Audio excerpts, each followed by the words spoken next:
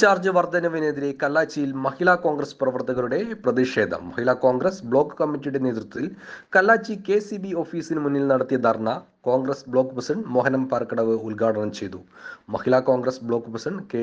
സുമിത അധ്യക്ഷത വഹിച്ചു. Advocate KM Raghunath, VV Ranish, VK Balamani, K. Vatsala Kumari, K. Sumalatha, Sudha Sathyan, Vasantha Karinthrayil, Safiya Chirakkoth, K. Vijayalakshmi teacher എന്നിവർ സംസാരിച്ചു.